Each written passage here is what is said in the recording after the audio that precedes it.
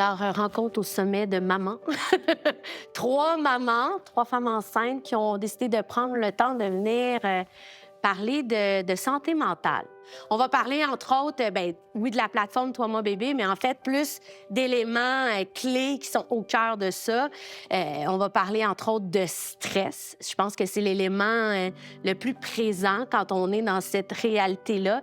Est-ce que vous vivez du stress en étant enceinte? Est-ce que ça fait partie de votre réalité? On est toujours là-dedans. On a toujours un petit être là, qui est en train de grandir puis dont il faut prendre soin déjà. Faut pas trop vivre de stress pour pas aller l'influencer. C'est ça. Mais ça crée du stress. C'est ça. Faut pas stresser parce que c'est pas bon pour le bébé, mais on stresse, puis là, on est pogné avec ça. Ouais. Puis toi, Élise? Moi, j'ai vraiment trouvé ça dur avoir un enfant la première fois parce que j'étais vraiment naïve. Je suis entrepreneur, donc je travaille beaucoup. Je suis habituée de pas beaucoup dormir. Puis j'ai pensé justement très naïvement, comme quand j'avais parti ma business, qu'avoir un bébé, ça allait comme pas être très compliqué. Fait qu'au premier, moi, j'étais pas stressée parce que j'étais comme, tu sais, I got this, c'est correct. Et en fait, je pense que ça a tellement été un tsunami incroyable, de difficultés épouvantables, un immense postpartum, que là, cette fois-ci, j'essaie de pas être stressée, mais je suis comme, oh mon Dieu, s'il vous plaît, que ça soit un petit peu moins difficile que le premier. Mais tu sais, moi, c'est mon premier, donc moi, c'est de l'inconnu. Ouais. Vous, à la limite, vous avez déjà vécu une expérience ou 2 expériences. Moi, tout est nouveau. Puis, tu sais, je suis pas quelqu'un de très stressé de manière générale, mais je vous dirais que tout est un stress depuis le début. Ça, c'est nouveau. Oui, puis à partir du pipi sur le bâton, honnêtement, j'ai vécu des stress. J'ai fait, honnêtement, j'ai envie de dire une quinzaine de tests de grossesse là, après le premier, tu sais, pour confirmer que la ligne devenait plus foncée, que la progression se passait bien. Fait que moi, c'est ça, c'est le stress de pas savoir, vraiment. C'est l'inconnu, en fait, qui est stressant. Tu sais, devenir parent, que ce soit pour la première, la deuxième ou la troisième fois, ça comporte toujours un lot de stress. Puis, en fait, l'idée, c'est de voir comment est-ce qu'on peut composer avec ce stress-là parce qu'il est inévitable. Le stress peut nous affecter, puis c'est tout à fait normal, puis ce que ça peut engendrer aussi au quotidien, des stratégies qu'on peut mettre en place. Pour le gérer, le stress, de l'accueillir, des fois, c'est juste... Comment est-ce que vous arrivez à composer avec ça, à gérer ça, ou simplement de l'accueillir? Mais il y a une phrase qui est quand même vraiment résonnée en moi là, dans Toi, moi, bébé, là, puis c'est nos pensées sont que des pensées, c'est pas des faits. Ah, oui. Puis moi, ça, on dirait que je l'ai relu plusieurs fois, cette phrase-là, puis ça m'a apaisée parce que c'est vrai, même, tu sais, si ma fille va bien, même si je pense au pire, ben c'est que des pensées. Fait qu'on dirait que ça, pour moi, ça m'a quand même apaisée de me dire, OK, c'est pas grave que tu aies ces pensées-là. Clairement, ton esprit va là, puis il faut que tu as un besoin d'y aller, mais c'est pas la réalité. Tu sais, fait qu'on dirait que ça me calme quand même de penser à ça. Donc, on voit ici comment les pensées peuvent avoir un impact sur notre humeur, puis quel effet ça peut avoir. Donc, les pensées nuisibles, en fait, il y a toutes sortes de pensées. Il y a des pensées qui peuvent être bénéfiques, qui nous amènent à nous dépasser, à s'activer, qui nous font du bien, qui nous font sentir compétentes. Mais il y a aussi des pensées qui sont un peu plus nuisibles, qui peuvent nous amener à vivre des sentiments de tristesse, de colère, de culpabilité. J'aimerais vous entendre là-dessus. C'est quoi les pensées qui vous viennent, qui vous accompagnent? Comme j'ai pas encore d'enfant, tu sais, c'est des situations hypothétiques, là. C'est des trucs par rapport à l'avenir. Puis c'est peut-être là que je vais devenir émotive. Mais moi, c'est que j'ai tellement eu des bons parents, une bonne mère, un bon entourage. Et là là. Moi, ma voix me dit comment c'est possible de faire aussi bien. C'est un petit peu ça qu'on peut faire à travers Toi, mon bébé, c'est de prendre ces pensées-là puis un peu les modifier pour les rendre plus objectives. C'est pas moi qui est incompétente. Je suis pas une mère incompétente. La situation était difficile. J'ai fait de mon mieux à ce moment-là. Mais est-ce que je dois maîtriser tous les aspects de la maternité avant d'avoir un enfant? Non, c'est ça. Non. Puis, ça sera pas réussi la première semaine, les premiers mois, même les premières années. Est-ce qu'on y arrive déjà, tu sais? Réussir ça, Ça j'allais va dire. juste être ça, puis tu vas... En fait, tu sais, il y a aucune mère qui se lève le matin en disant « Hey, j'espère vraiment que j'allais être push aujourd'hui. » Tu sais, tout le monde fait tellement de son mieux, puis c'est ça, en fait, qui est le fun avec des plateformes comme qu'est-ce que vous faites, c'est que tout le monde a des réalités différentes, tout le monde a des niveaux de fatigue, des niveaux de bébé difficiles, pas difficiles, etc. Fait qu'il y a des moyens, on a parlé des attentes tantôt, qui sont parfois idéalisées, en fait, puis on a des moyens de réfléchir à ces attentes-là pour qu'elles soient réalistes un envers les autres, tu sais, pour un peu, des fois, recadrer tout ça. Puis si on manque d'insight... Dans la vie de maman, on a des activités qu'on est obligé de faire puis des activités qu'on aimerait faire. Comment réussir à trouver un équilibre entre ces deux affaires-là? Est-ce que vous réussissez? J'ai vraiment de la difficulté à prendre du temps pour moi, que ce soit dans des petits moments ou un plus gros, sortir avec des amis, tout ça, mon Dieu, ça, c'est du passé même. J'ai vraiment beaucoup de difficultés à le faire. Ça me crée beaucoup d'anxiété, là, l'idée de sortir, d'aller, tu sais, de laisser les garçons. Pour moi, celui que je réussis à m'accorder sans trop de culpabilité, c'est la sieste. Quand j'ai besoin d'une sieste, puis mais ça a été beaucoup de travail. Ça a pris 3 grossesses pour en arriver à un point où est-ce que je me dis j'ai le droit.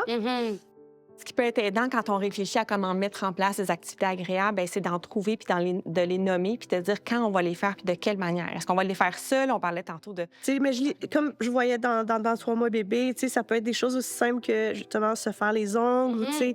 Puis ça, c'est quand même des petites choses que j'essaie de prendre pour moi, mais c'est vraiment, ou tu sais, tricoter, des choses comme ça. Ça, c'est sûr que ça fait du bien, mais c'est pas facile de prendre le temps. Mais quand même, tu sais, si j'ai le choix de faire du lavage ou faire une sieste, c'est sûr que je fais ma sieste. Tu sais, Bravo! en fait, je suis assez bonne pour repousser les tâches ménagères et ne pas les faire, mais ça vient avec toutes sortes d'autres problèmes parce que là, après ça, je vais faire une dépression parce que je vis dans un environnement malsain. Là, c'est sale. Il y a des... Ce matin, on a trouvé une fourmi parce qu'il y a trop de miettes de muffins par terre. Tu sais, les enfants sont contents. Moi, je suis comme... J'adore. Toi, Élise? Je dirais epic fail quand même dans mon réussir à s'occuper de moi en première. Moi, quand j'ai eu mon bébé, je m'étais dit, c'était la première fois de ma vie que j'allais pas travailler. Et donc, j'étais comme, oh my God, j'allais accoucher au mois d'avril, je vais faire du pilates tout l'été, je vais me faire bronzer sur la terrasse. Moi, je me voyais en congé de maternité, comme j'avais vraiment comme une idée. Écoute, je regarde des photos de moi, genre, je suis au mois d'août, je suis blanche, je suis cernée, jusque-là, je suis comme... OK, ça s'est pas tout à fait passé comme qu'est-ce que je voulais. Fait que ça c'est... J'ai pas vraiment réussi à ma première grossesse du tout à m'en occuper. Mais sachant ça, j'espère mettre des choses en place justement pour le deuxième où est-ce que de mettre des moments cédulés où est-ce que je vais avoir de l'aide puis je peux compter sur des gens pour justement avoir des activités plaisantes pour moi-même. C'est pas facile, c'est beaucoup plus facile à dire qu'à faire, de se mettre à l'horaire, puis de trouver une activité. Un, de la trouver. Deux, de trouver quand on va le faire. Puis il y a tous ces obstacles-là, on en parle dans le module 7 de Toi, moi, bébé, puis on dit qu'est-ce qu'on peut faire pour surmonter ces obstacles-là, puis essayer de les mettre en pratique, ces activités-là. On a différents types de communication, puis naturellement, il y en a des plus profitables que d'autres.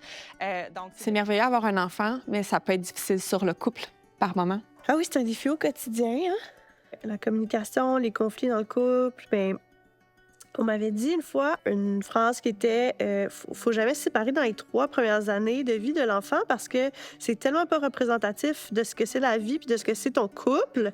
Faut juste passer à travers puis ça va aller mieux après, tu sais. Mais là, après ça, je continue de faire des enfants puis je me dis, c'est que... ça repousse la 3 ans, tu sais. Non, c'est super challengeant. C'est challengeant parce qu'on découvre des nouvelles facettes de nous. On découvre justement un nouveau côté de fatigue, d'impatience, de stress, d'anxiété. Tout ça met à l'épreuve nos capacités de communication, puis des fois, on s'y prend mal. Puis la même chose pour exprimer nos besoins. Un, des fois, ils sont pas clairs pour nous dans notre tête.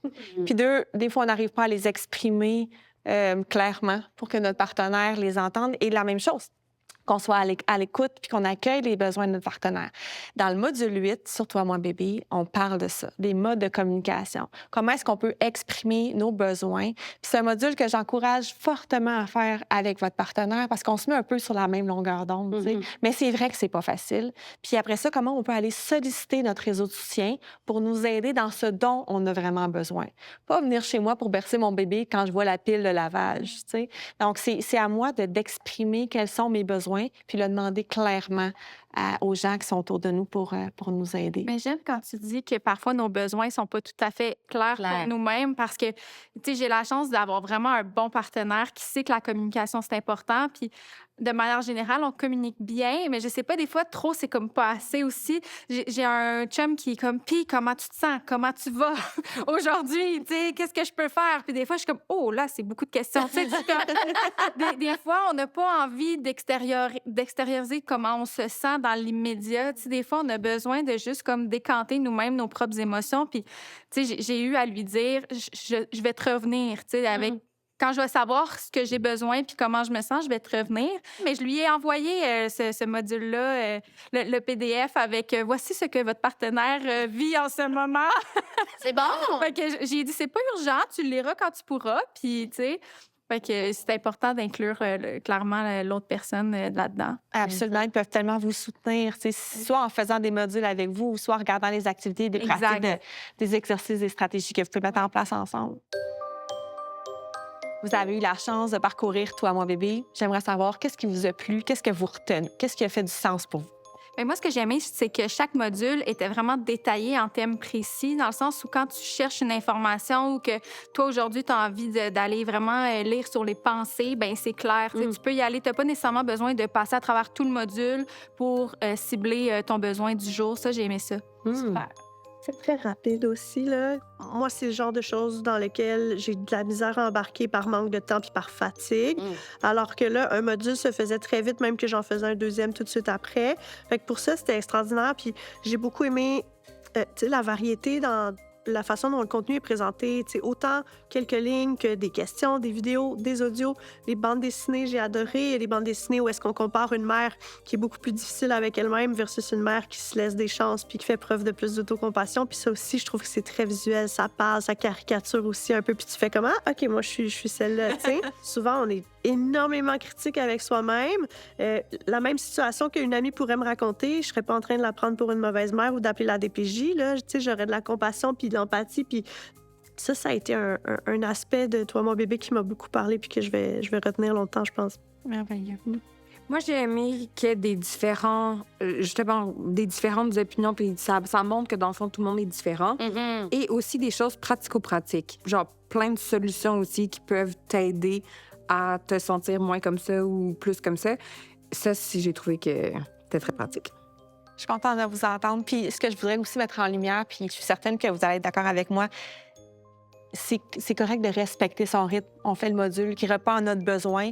On n'est pas à l'école. On n'a pas besoin de faire ça de A à Z. On va selon nos besoins. J'espère que ça va vous aider.